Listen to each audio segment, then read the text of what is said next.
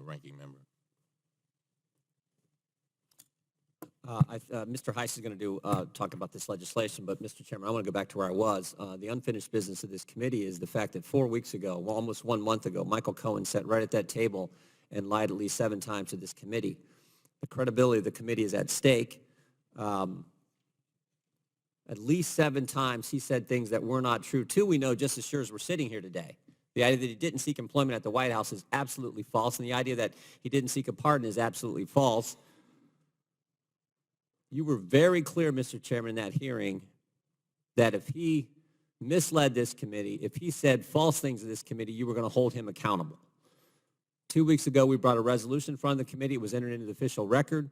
I asked that we bring that resolution up for a vote, and this committee go on record defending the credibility of the committee, defending the institution, that people can't come in front of this body and give false testimony. Mr. Meadows and I, as you know, have sent a letter to the Attorney General pointing out where we believe the first announced witness of this Congress came in front of this Congress and lied 7 times.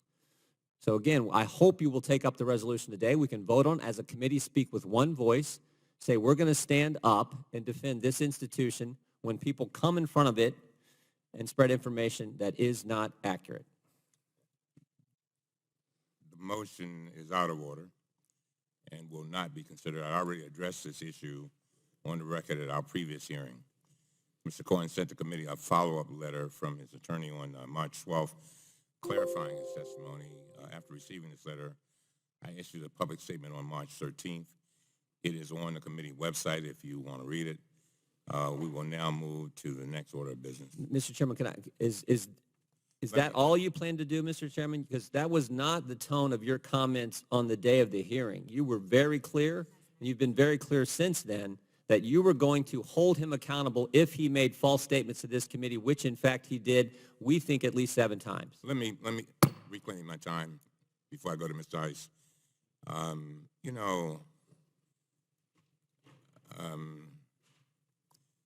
I made it clear that I make very deliberate decisions. You got to keep in mind that, and I'm just going to say this for your education. Mr. Cohen came in here, he testified, he talked about the pardon, I think it was, for at best 10 minutes, and I'm extending that a bit. He then went the next day to the Intelligence Committee, and I'm assuming spent hours. I made it abundantly clear that I am going to be thorough. I'm not going to jump the gun. There are a lot of people, unfortunately, sadly, who have come in this place and lied. Mr. Chairman. Let me finish. And let me be clear. I make my decisions. I'm very deliberate. I spend a phenomenal amount of time studying these issues. I take them very, very seriously. And now we move on to Mr. Heiss. Mr. Heiss is recognized for 5 minutes. Mr. Chairman, if I could respond No, Mr. Heiss is recognized. Mr. Heiss is recognized. You said some people have acted too quickly. I have told you it's out of order. Now Mr. Heiss is recognized for 5 minutes. Please let me run my hearing. Mr. Heiss, do you want to be recognized?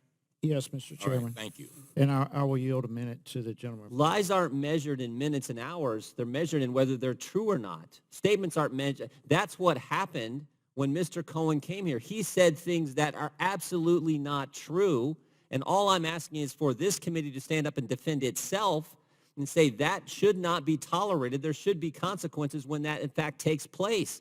That's defending the institute. That's defending Congress, for goodness sake. That's all we're asking. I yield back, and I appreciate the point of information, Chair. Point of information.